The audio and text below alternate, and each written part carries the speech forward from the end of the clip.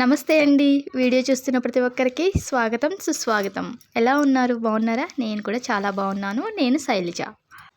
ఈరోజు వీడియోలో హెల్దీ దోసకాయ నువ్వుల పొడి కర్రీ అయితే చేసి చూపించబోతున్నానండి. ఈసారి దోసకాయ కర్రీ చేసేటప్పుడు ఈ విధంగా చేసి చూడండి. దోసకాయ కర్రీ తినని వాళ్ళు కూడా చక్కగా తినేస్తారు. ఇంకా ప్రాసెస్ ఎలా చేయాలో చూసేద్దాం. దీనికోసం దోసకాయల్ని ఇలా చిన్న చిన్న ముక్కలుగా కట్ చేసుకోవాలి. దీనిలో గింజలు అయితే తీసేసానండి నేను. ఇష్టం ఉన్న వాళ్ళు గింజలు కూడా వేసుకోవచ్చు. అలాగే మీడియం సైజు ఉల్లిపాయని కట్ చేసుకున్నాను. ఒక 2 టమాటాలను కట్ చేసుకున్నాను. స్టవ్ మీద కడాయి హీట్ చేసుకొని ఒక 2 టేబుల్ స్పూన్ల వరకు ఆయిల్ హీట్ చేసుకుంటున్నాను.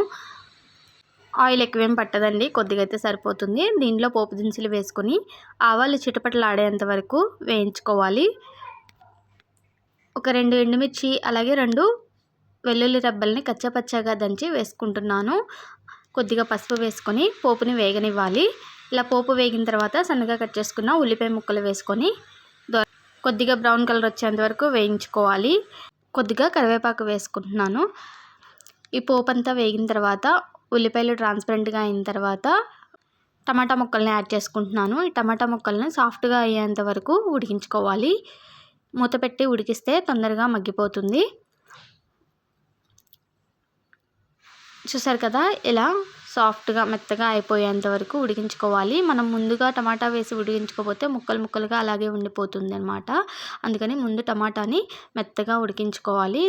ఇప్పుడు దోసకాయ ముక్కల్ని యాడ్ చేసుకున్నాము.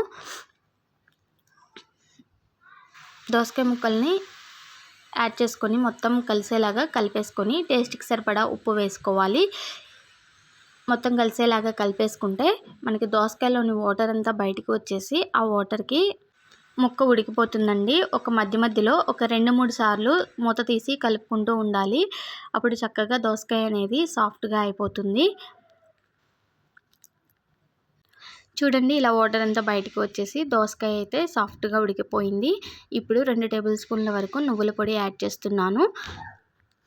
ఈ నువ్వుల్ని వేయించి మిక్సీ చేసుకున్నానండి, అది యాడ్ చేస్తున్నాను. చూసారు కదా, ఇలా అంతా కలిపేసుకోవాలి. ఇప్పుడు టేస్ట్కి సరిపడా కారం వేసేసుకోండి. మొత్తం ఒకసారి కలిపేసుకోవాలి. ఇప్పుడు ఒక 2 టేబుల్ స్పూన్ల వరకు వాటర్ని యాడ్ చేసుకోండి. మనకి కొద్దిగా నువ్వుల పొడి యాడ్ చేసాం కాబట్టి కొద్దిగా గ్రేవీ కన్సిస్టెన్సీ లాగా వస్తుందన్నమాట. చూసారు కదా, ఇలా వాటర్ యాడ్ చేసుకొని మొత్తం ఒకసారి కలిపేసి ఒక 5 నిమిషాలు మూత పెట్టి సిమ్లో ఉంచేసేయండి. చక్కగా దగ్గరికి వచ్చేస్తుంది. ఆయిల్ అంతా పైకి తేలేసి కర్రీ అనేది రెడీ అయిపోతుంది. స్టవ్ ఆఫ్ చేసి సర్వ్ చేసేసుకోవడమే. రైస్లోకి చపాతీలోకి చాలా బాగుంటుంది. ఒకసారి ఈ విధంగా ట్రై చేసి చూడండి.